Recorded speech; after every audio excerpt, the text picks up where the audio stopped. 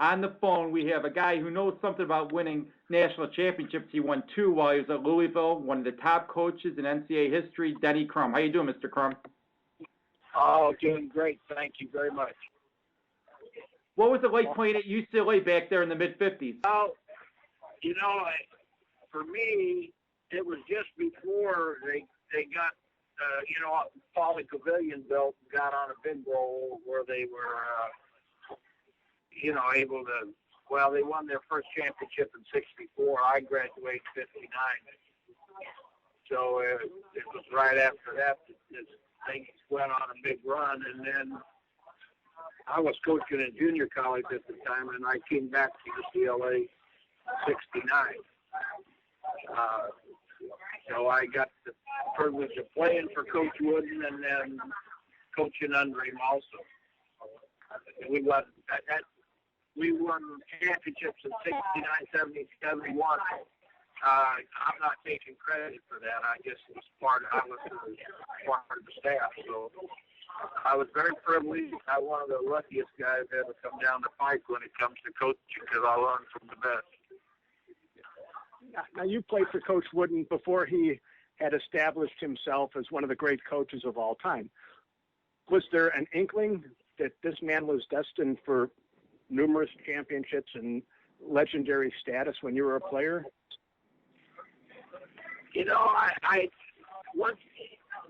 When I was playing, Coach Wooden his assistant was an assistant athletic director. And, he wasn't really a basketball person. And he didn't have anybody recruiting. He just played with the kids that came. He didn't, it was like a high school. He just, whoever was there came out for basketball and wanted to play basketball. And he just took the ones that he had to play. He didn't have anyone recruiting. Then he hired Jerry Norman. And Jerry did the recruiting and stuff for him. And that's when they started winning. And they had that '64 championship team that pressed 40 minutes of every game. And, that's when they instituted the 2-2-1 and started using that there. They had Walt Hazard, Gail Goodrich, Keith Erickson, and Fred Slaughter, and Jack Hirsch. Those were the names that some people might remember if they remember those championship teams. But that was their first in '64. Right. Did you do the recruiting, or was it all Coach Wooden? No, Coach Wooden didn't recruit. He wouldn't go recruit people. What he would do is take the kids that came. And when Jerry Norman came there, he started doing the recruiting.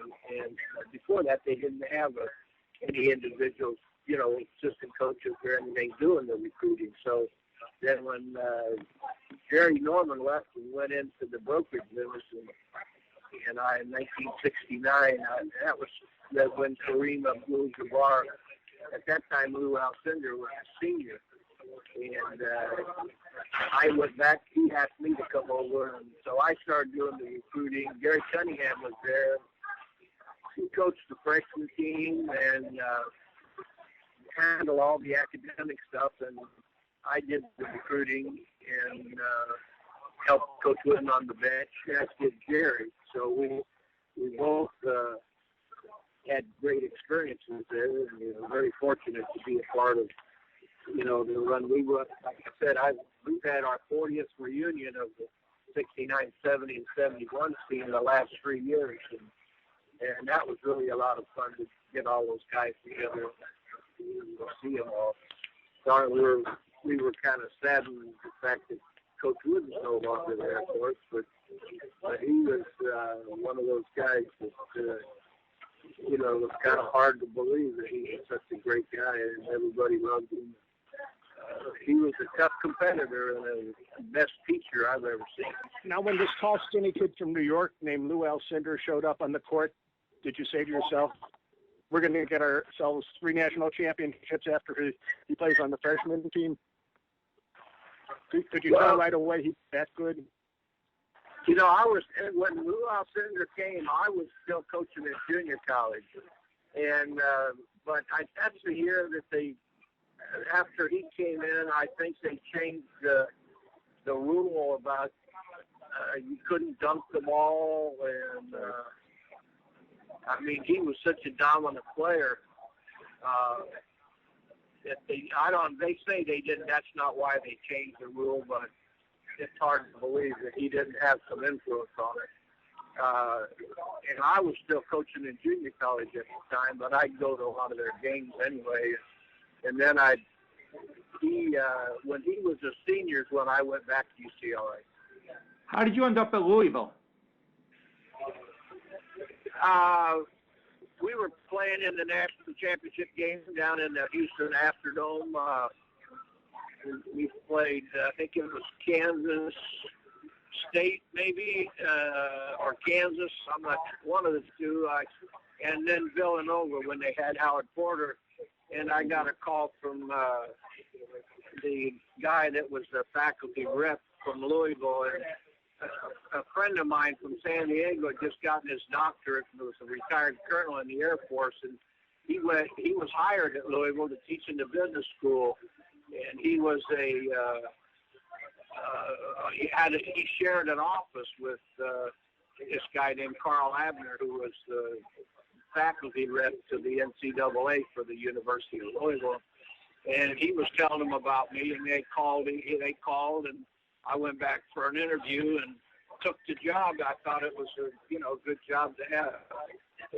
I thought it would be a place where we could be competitive recruiting, and they'd had some great players like Wes Dunzel, Butch Beard, and some of those guys that were pretty darn good. So it was that's how I got there, and I'm very fortunate that I did. I'm still there 41 years later. I'm still working for the university.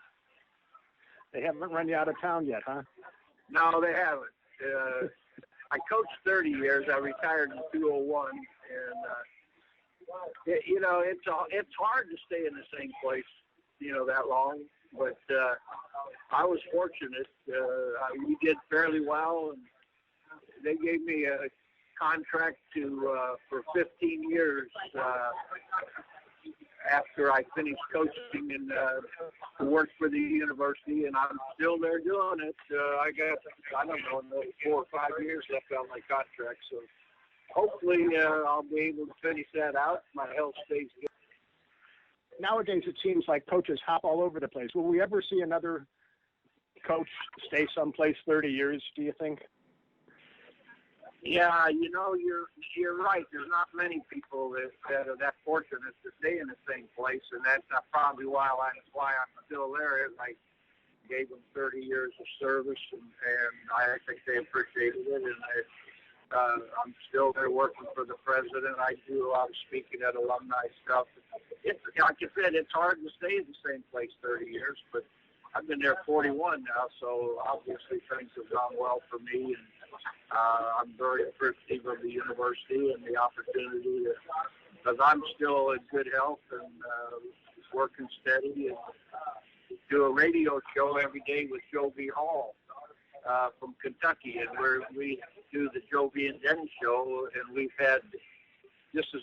just finished our 8th year on the 15th of March, so we finished our 8th year of doing the show, and it's been the highest rated talk sports show in this part of the country, and I think we're in 18 stations around the state, so I've had probably more than my fair share of success since I've been in Louisville, and I love it here. I fell in love with the people and the lifestyle, and it's just a great place to live. How much did you enjoy beating UCLA for your first championship back in 1980? Ironically, I mean, I'd already been a part of 3 championships, but I was an assistant coach, and it's a lot different being an assistant than it is a head coach, because you don't have the responsibility that head coaches have. And so when I came there, we just been a part of 3 straight national championships, so I took my first team to the Final Four. And I just thought that doing the things the way we did them with the UCLA system and Coach Wooden and everything, that it was just the way it was supposed to be. And obviously, it's not that way. I mean, you can't take all your teams to the Final Four, but when you have the background that I had, and you had, we were in a place where I think we had, good talent, and we could recruit 360 degrees all over the place, and which we did. But we made a living primarily in the South, getting good athletes that played basketball out of the South was it was a big thing, relatively easy for us, because when they'd come up and see 18,000 people in Freedom Hall, they were used to being coached by assistant football coaches and getting on the third page of the sport page instead of the top of the sport, the front page like the football always got. Most of the South at that time was primarily football area. So winning our first championship in '80 we'd already been to 2 Final Fours and hadn't won. So it was great. And to beat UCLA,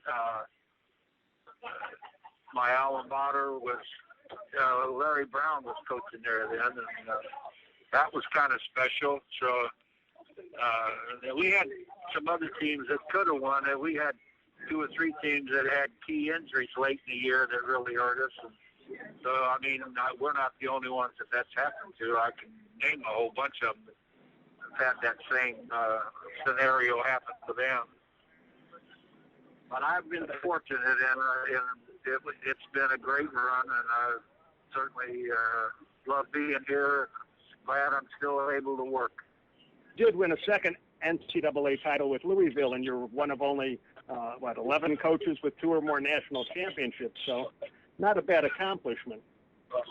Yeah, I was fortunate. We had good kids, and we got our teams. We pointed for the tournament. I mean, I played tough schedules all the way along, which is, I think, the best way to do it.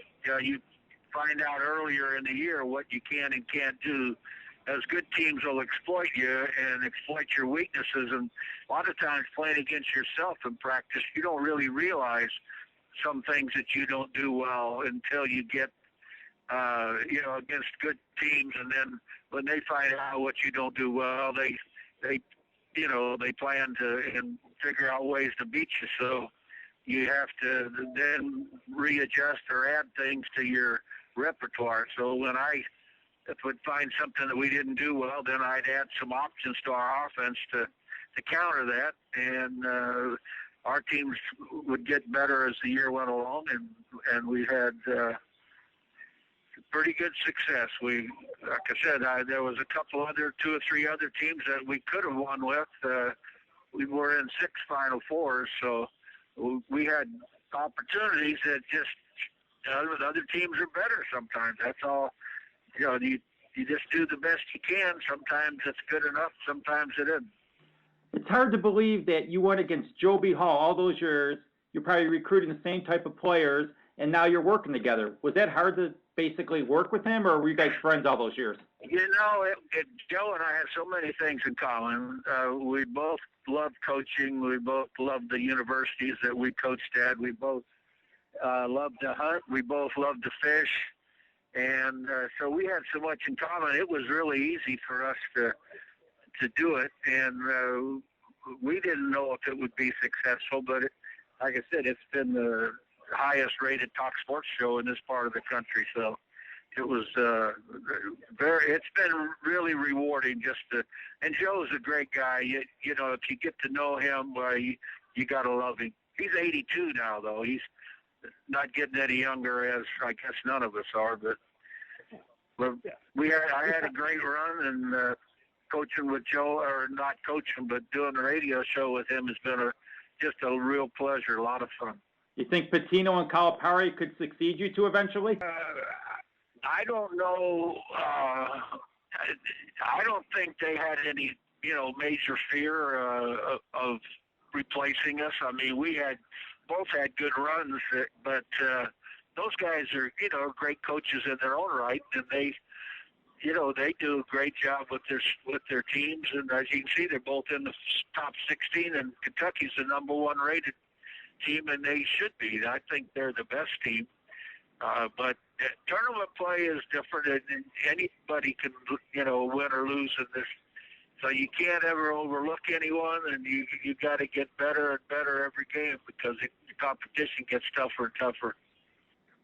Does it boggle your mind how much money some of these coaches make nowadays? Yeah, I think I was born a little too early for that, but nothing I can do about that, so I'm still working. You can make a comeback as a coach. Joe and I have teased on our show that if somebody wanted us, we'd go as co-head coaches for about, $4 million or something like that. That's not have to happen. I maybe still young enough to do it, but I don't know. Joe's 82. I don't know if he could handle the stress. UCLA might be looking for a coach soon. Would you consider going out there? Oh, yeah. I love UCLA. It's my alma mater and everything. But, and I made the decision to come to Louisville and then made the decision on more than one occasion to stay here. I love just the living here is so much nicer to me. Now, there's people that maybe wouldn't like it here as well, but that's true of every place probably. Now, during your coaching career, did you have a favorite player? Oh, I had so many. I don't know how I could name just one. I would probably, put Darryl Griffith and just in terms of, but I can't tell you that I like Darryl any better than Scooter and Rodney and Derek Smith, Roger Berkman and Billy Thompson and Milt. I mean, all those guys were great and really neat people. I mean, not just good basketball players, but just great people. So it's been a pleasure just having them around and being around them. And most of them live right here in Louisville, and they stayed here too. People say that the Illinois job is a top 15 job. Do you agree with that? I do. I think it's a very populated state. They're in a good position to recruit all over the Midwest. Chicago is a great. If they could get the best kids to stay in Chicago, they would be in great shape. So I think whoever they get needs to have that kind of drawing power, because if they can do that, that job could be as good as any in the country. If you just looked at the kids that are playing right now from Chicago area around the country, I mean, boy, there's a bunch of them. I mean, really good ones. During your coaching career, did you have one team that you enjoyed the most? Boy, I never had a team I didn't enjoy, even the ones that weren't near as talented. I was a better coach when I had better players, and but I loved every one of them. There wasn't any team that I didn't enjoy coaching. They all were great kids and really happy to be there. So no, I don't have one particular team. You could say one team or another, but I don't know how you could do it. I mean, it would be hard to say one team you like better than another. What I think it's got to be hard for ex-coaches is when you're like at Louisville and you see Pitino on the sidelines, how tempting is it for you after the game to go up to Pitino and say, why don't you try this? Why don't you try that? Or you don't do that at all? No, I try to just go as a fan. I go to the games, even some of the road games, and I try to in my mind, I think about things or what I do in that situation and stuff. But no, I don't even talk about them on my radio show. Rarely. I mean, there's occasions when certain things happen that you give an opinion on, but I'm happy that I'm where I am doing what I'm doing, and I'm happy that Rick's having the success he's having this year, because they've had a tough year in terms of, I mean, they've been up and down, and it's been it's been a really great year in terms of how they're playing right now. They're playing a whole lot better than they did earlier, and they were up one game, down the next, and it was. But they got it all together now, and they're playing about as good as they can play. So hopefully they can continue, but they got a tough road ahead. They got to play Michigan State tomorrow night, I guess it is. What's it like having Louisville's home court named Denny Crum Court? What's that like for you?